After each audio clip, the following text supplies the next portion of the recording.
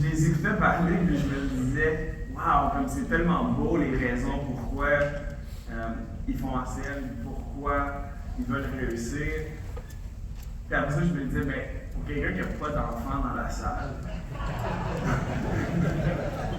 ça doit être difficile de comprendre. La bonne nouvelle, c'est que moi, quand j'ai commencé, j'avais pas d'enfant. J'avais 18 ans.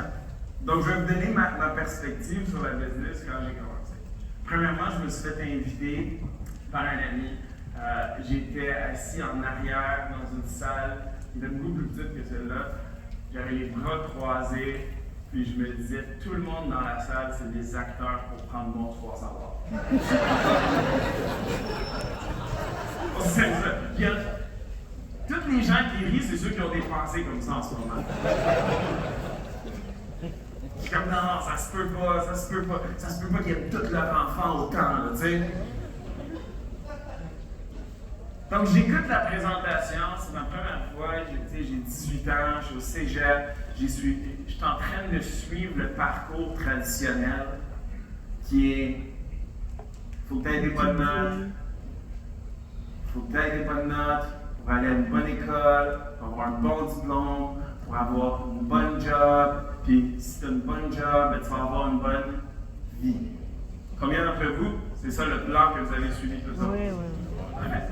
Donc ça, c'est le plan moi aussi que je suivais, jusqu'à temps que je me suis rendu au cégep, puis je rencontrais des gens qui avaient une bonne job, puis ils me disaient, Mathieu, profite du cégep, c'est les meilleures années de ta vie. Honnêtement, c'est dur d'être jeune, parce que c'est dur. J'ai 18 ans, je suis au cégep, j'ai pas d'argent, je prends l'autobus. Quand je vais au restaurant, je vais regarder la colonne de prix avant la colonne de menu, voir qu'est-ce qui rentre dans mon budget. Quand on me demande d'aller au cinéma, je suis tout le temps occupé, à part si c'est mardi. Les jeunes qui comprennent ça, c'est pas facile tout le temps. Donc, je suis dans une présentation comme celle-ci, puis il y a une partie de moi qui veut être inspiré, puis il y a une partie de moi qui veut faire la business, puis il y a une partie de moi qui croit, qui veut croire. Mais à cause de mon environnement, je ne suis pas capable de voir que c'est possible. Il faut que vous compreniez quelque chose, OK? Il y a deux choses. Il y a ta réalité, puis il y a la réalité. Puis souvent, on pense que notre réalité, c'est la réalité. J'ai un exemple. Moi, quand j'avais 18 ans, puis j'ai vu en scène pour la première fois, ma mentalité par rapport à l'argent, c'était que, premièrement, faire 100 000 $ par année, t'étais riche. Ma mentalité, quand j'ai vu cette vidéo la première fois, c'était que moi, je prenais l'autobus, puis quand j'allais prendre l'autobus le matin, puis je voyais une BMW, une Mercedes passer devant moi, je me disais, ouais, mais lui, il doit vendre la drogue. S'il n'y avait pas l'air, je me disais, ouais, mais comme, il doit prendre l'avantage des petits pour lui faire de l'argent. Parce que c'était ma mentalité quand j'avais 18 ans. Donc, je viens dans l'environnement, dans le CM, et je ne suis pas confortable. Certains d'entre vous, vous êtes ici pour la première fois, et vous n'êtes pas confortable dans cet environnement-là. Moi, je n'étais pas confortable. Les gens étaient trop heureux. Ils applaudissaient trop, ils me demandaient tout le temps comment ça allait. J'étais confus. Parce qu'on n'est pas habitué. Combien d'entre vous, quand vous allez au travail, vous n'êtes pas heureux, vous faites semblant d'être heureux. Puis quand le patron passe à côté de vous, on fait semblant qu'on l'aime. Puis on fait semblant d'aimer nos coéquipiers, puis les gens avec qui on travaille. Donc quand je viens dans CN, je suis super confus. Et je vois que les gens applaudissent, moi mes bras sont croisés. Ils applaudissent, j'écoute la présentation, et je sais commencer après un bout. Écoutez, ça fait un petit peu de sens. Tu veux pas rire parce que tu veux pas montrer à la personne à côté de toi que excité. Mais tu vois, là, finalement, c'était bon ça, c'était bon, ah, ça fait du sens, ça fait du sens. Puis à la fin de la présentation, j'ai été excité. La personne qui m'a montré la business, elle m'a dit Mathieu, es-tu prêt à démarrer? J'ai dit il faut que j'y pense. Ça voulait dire j'ai pas l'argent. Il m'a dit as-tu l'argent? J'ai dit non. Il m'a dit écoutez, qu'est-ce qu'il m'a dit? Il m'a dit si tu n'as pas l'argent pour démarrer, c'est urgent que tu démarres. Écoutez, il m'a dit si tu n'as pas l'argent pour démarrer, c'est urgent que tu démarres. Et c'était la première fois qu'on me parlait de cette manière-là. C'était la première fois qu'on me disait des choses qui étaient en train de me forcer à voir ma vie, voir mes actions, mes réactions d'une autre manière. Donc je dis, ok, je comprends, il faut que je démarre. Mais je n'ai pas l'argent. Il me dit, ok, mais si je te donne mon auto avant minuit pour 300 $, est-ce que tu trouves l'argent? Moi, je viens d'un milieu parce que ça dépend de quel auto. Dans le milieu que je viens, c'est que ça se peut que ton auto elle vaut 100 $. Ça se peut que c'est moi qui se vais avoir. Il me dit une Lamborghini.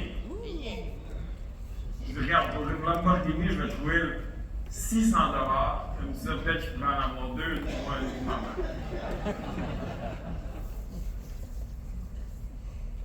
Il me dit, Mathieu, voici le problème avec toi et la majorité des gens. Là, je suis confus. J'ai 18 ans. Là, il m'a dit une Lambo pour 300 $, j'étais excité. La business pour 300 $, je n'étais pas excité. Et il me dit, la majorité des gens, ils vont trouver l'argent pour l'auto, mais ils ne vont pas trouver l'argent pour la business qui a payé l'auto, la maison, les voyages, la liberté, le style de vie, puis tout ce que tu rêves.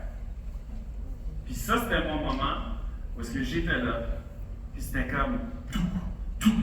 Puis je me disais, si ça me coûte 300 $ pour être ami avec cette personne-là, ça vaut la peine.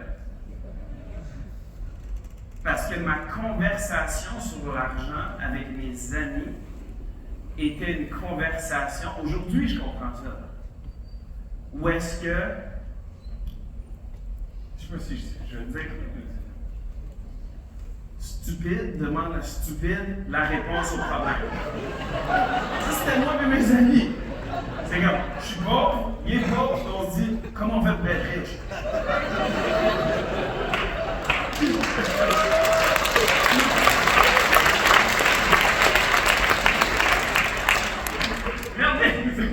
C'est drôle, mais combien d'entre vous faites ça, là? Vous appelez l'autre personne qui n'existait pas, puis là, on dit, ah, moi, je sais pas comment faire les maths, toi, tu sais pas comment faire les maths, on va voir si on est capable de passer le test, Donc, je réalise à ce moment-là que la relation avec les gens dans cette salle, elle vaut plus que n'importe quoi. Parce qu'eux, ils ont maîtrisé quelque chose que moi, je n'avais pas maîtrisé encore. Et ça m'emmène à un sujet qui est vraiment important, c'est que quand vous écoutez les personnes qui sont sur scène et qui vous inspirent, il faut que vous sachiez que ces gens-là étaient comme vous. La raison pourquoi ils sont tellement excités, c'est parce qu'il y a quelques mois, quelques années, ils étaient assis dans une salle comme ça, ils étaient assis et ils se disaient « J'aimerais ça que ça fonctionne, mais je ne sais pas si ça peut fonctionner. » Donc, ils étaient remplis de doutes, de peur et d'inquiétude. La différence entre la majorité et tous les gens qui sont sur la scène, c'est qu'ils ne laissent pas le doute, l'anxiété, la peur contrôler leur action. C'est normal de sentir ces choses-là. Tu sais, Isaïe, il a dit quelque chose, il a dit, j'avais rien à perdre, j'avais rien. Mais combien d'entre vous avez littéralement rien à perdre à sacrifier les prochains 6 mois pour ACN?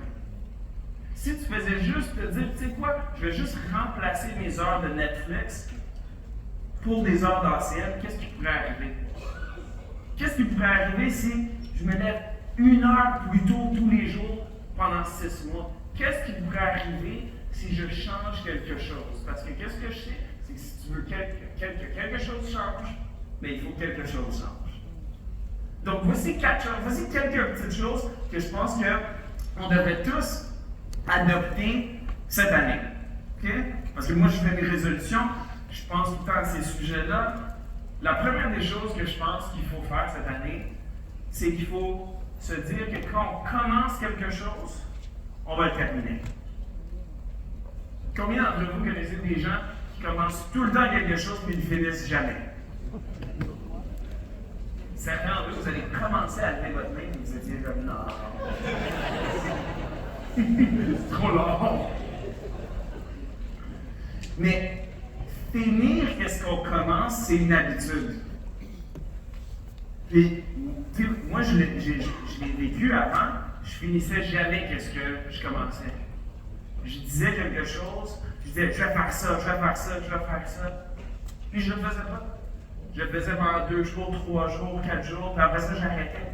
Une des choses que j'ai appris, c'est que des fois, on veut tellement changer notre vie qu'on se dit, la première journée, la deuxième journée, je vais travailler, puis après ça, je vais arrêter. Puis qu'est-ce que j'ai réalisé? C'est que pour réussir, il faut être constant. Qu'est-ce que ça veut dire être constant? Être constant, qu'est-ce que ça veut dire? C'est que ça ne sert à rien de brosser tes dents 5 fois par jour, une journée. C'est mieux que tu le brosses 2 fois, mais que tu le brosses tout le temps. Ça ne sert à rien de prendre 10 douches une journée. Arrêtez. C'est mieux de le faire à tous les jours. Puis des fois, quand on fait ACN et on pense à nos objectifs, on devient intense le 1er janvier jusqu'au 15 janvier, puis après ça, on arrête pensant qu'on va avoir des résultats. Mais il faut avoir une habitude de constance. Deuxième des choses, il faut faire attention à nos associations, avec qui on passe notre temps. Moi, quand j'ai commencé dans la business, j'étais tellement convaincu que si je passais du temps avec les gens qui réussissent dans CN, j'allais réussir, que quand je suis devenu arrivé, j'ai commencé à faire de l'argent, j'ai appelé mon mentor, Mathieu Lamontagne, puis j'ai dit, Mathieu, il faut que j'achète une propriété. Est-ce qu'il y a quelque chose à côté de chez toi? Puis il m'a dit, ben oui. Puis il pensait que c'était la fin de la conversation. Moi, je suis allé, j'ai visité. C'était un petit peu trop proche de chez lui. Ça allait être un peu bizarre. Donc, je me suis mis comme au coin de l'autre rue, assez proche pour que je puisse voir sa maison.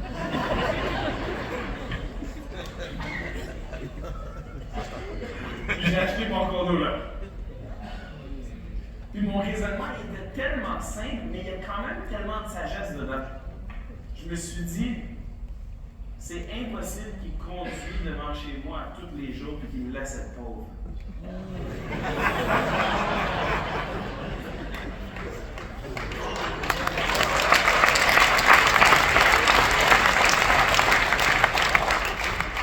Donc, prenez, quand on regarde 2024, prenez c'est qui les 5 personnes avec qui vous passez la majorité de votre temps. C'est qui les 5 personnes avec qui vous parlez tout le temps. Posez-vous la question, est-ce que c'est des gens qui m'aident à avancer ou est-ce que c'est des gens qui me retiennent? Moi, qu'est-ce que j'ai réalisé récemment? Puis ça, c'est en parlant à des gens comme les copropriétaires d'ACN, comme des gens qui sont très, très fortunés. C'est que tout le monde se lève le matin, puis professionnellement, on a tous les mêmes conversations. Il y a des gens qui se lèvent le matin, puis qui se disent comment je peux faire 100$ aujourd'hui. Il y a quelqu'un d'autre qui se lève le matin, qui se dit comment je peux faire 500$ aujourd'hui. Il y a quelqu'un qui se lève, qui se dit comment je peux faire 10 000$ aujourd'hui. Il y a quelqu'un qui se lève et qui dit comment je peux faire 1 million à tous les jours. Puis c'est vrai, il y a des gens qui c'est ça leur conversation à tous les jours. Il y a des gens qui se réveillent et qui disent comment je peux bâtir 1 milliard aujourd'hui. Et la question c'est, vous êtes où sur ça? Parce que si vous êtes ici, vous êtes en train de vous réveiller tous les jours et vous dites OK, comment je peux faire 100$? Mais ça, c'est un problème qui est difficile à résoudre en ce moment. Mais si vous trouvez quelqu'un que lui, son problème, c'est comment je fais 1 million, lui, il va avoir la réponse à tes questions. Parce que pour lui, ton problème, c'est même pas un problème. Donc, trouvez la personne qui a déjà résolu votre problème, puis vous allez voir que vous allez grandir tellement vite. apprenez toujours. Développez cette habitude-là d'apprendre. Quand j'ai commencé dans la business, j'ai pas eu beaucoup de succès au début parce que mon ego était ici. C'était plus important pour moi d'être cool que d'être riche. L'autre jour, je marchais, j'étais avec ma femme, je marchais, puis j'ai marché devant le Lululemon. Puis j'en revenais pas à quel point c'est cher.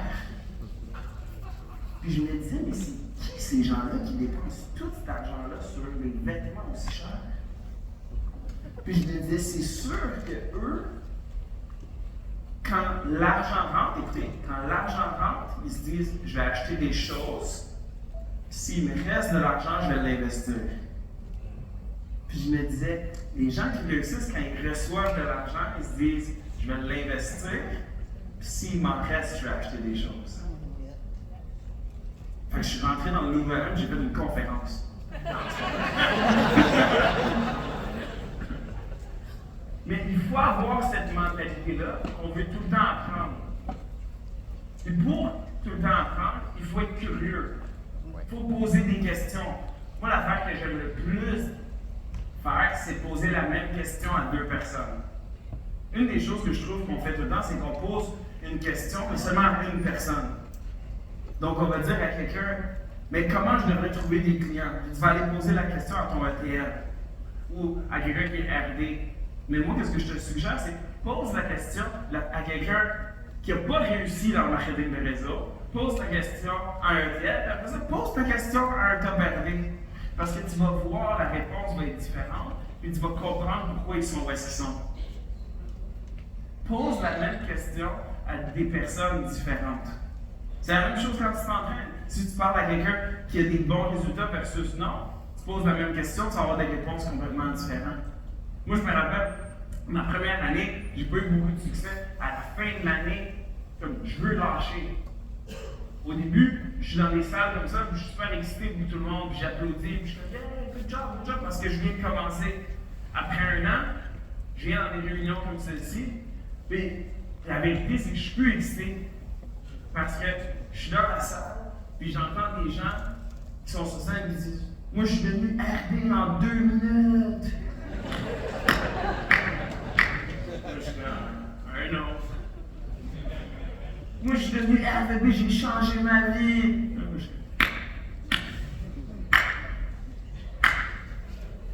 Quand est-ce que ça va être mon tour? C'est ça que je me pose comme question.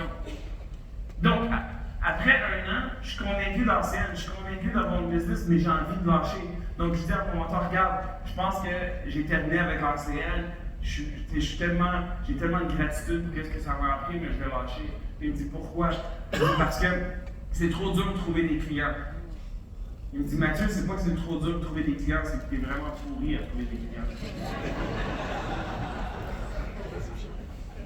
Il dit, il y a des milliers de clients qu'on abonne à tous les mois.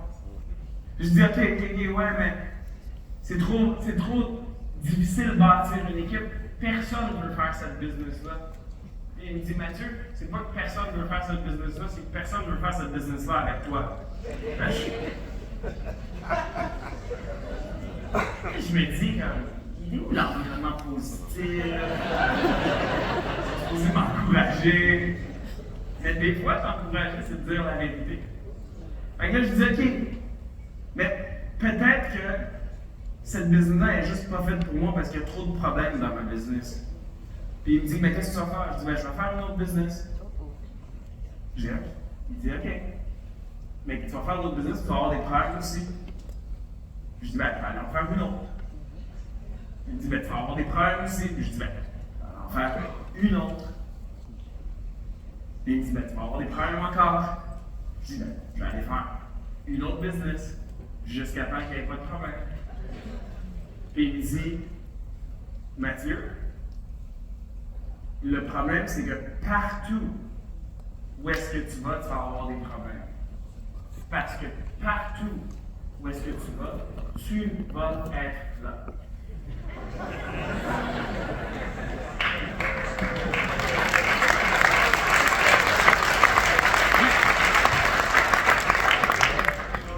Il dit Mathieu, si tu n'es pas prêt à t'améliorer ici, où est-ce qu'on a des milliers de personnes qui sont prêtes à t'aider, où est-ce que tu vas aller pour t'améliorer? C'est là que j'ai réalisé qu'il fallait que j'arrête de blâmer les autres, il fallait que j'arrête de blâmer mes parents, le gouvernement, ma job. Si je veux améliorer ma situation financière, je dois améliorer ma situation. Aussi simple que ça. La difficulté qu'on a quand on commence dans la business, c'est qu'on ne sait pas de quoi la business est supposée avoir l'air. Donc, je vais vous le montrer. La business, elle va avoir l'air de ceci. Vous allez commencer, vous allez avoir peur. Prendre le téléphone pour appeler la même personne que tu as appelée hier, aujourd'hui, va être terrifiant. La personne à qui tu as parlé hier. Mais là, maintenant, aujourd'hui, tu sais que tu dois lui offrir un cellulaire, ça va te faire peur. Le téléphone va être lourd. Puis tu vas commencer. Puis tu vas travailler. Puis tu vas travailler. Puis tu vas travailler. Puis tu vas travailler. Puis tu vas recevoir ton premier chèque de résiduel. Moi, je me rappelle quand j'ai reçu mon premier chèque de résiduel, c'était 13,66. Ma mère, elle me disait, mais t'as fait tout ça pour 13,66? Je dis, ouais, mais maman, j'ai plus jamais besoin de travailler pour 13,66.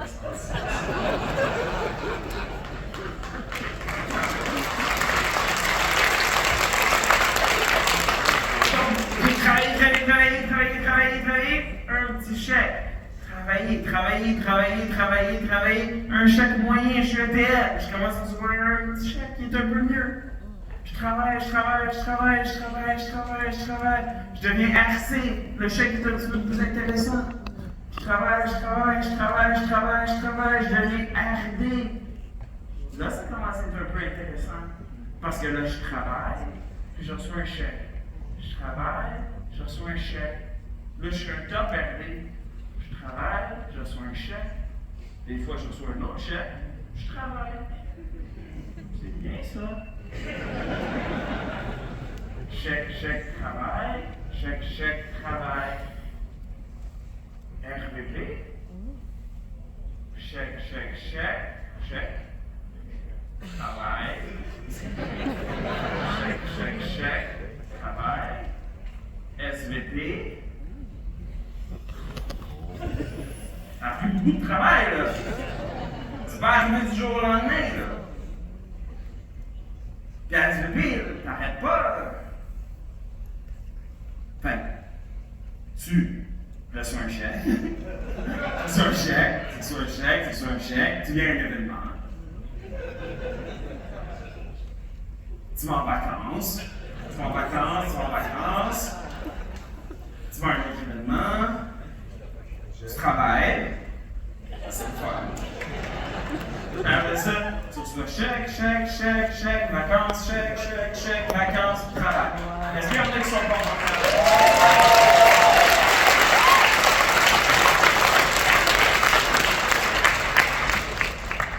Maintenant, voici la conversation la plus importante pour terminer. C'est que souvent, quand on fait des conférences comme ceci ou quand on rencontre du monde partout à travers le monde, les gens ils viennent nous voir et ils disent « Mathieu, merci. Maintenant, je sais exactement qu'est-ce que je veux faire de ma vie. » Je dis « Qu'est-ce que tu veux faire de ta vie? » La même chose que toi. Et moi, je dis souvent « C'est sûr que tu veux faire la même chose que moi. Tout le monde voudrait faire la même chose que moi.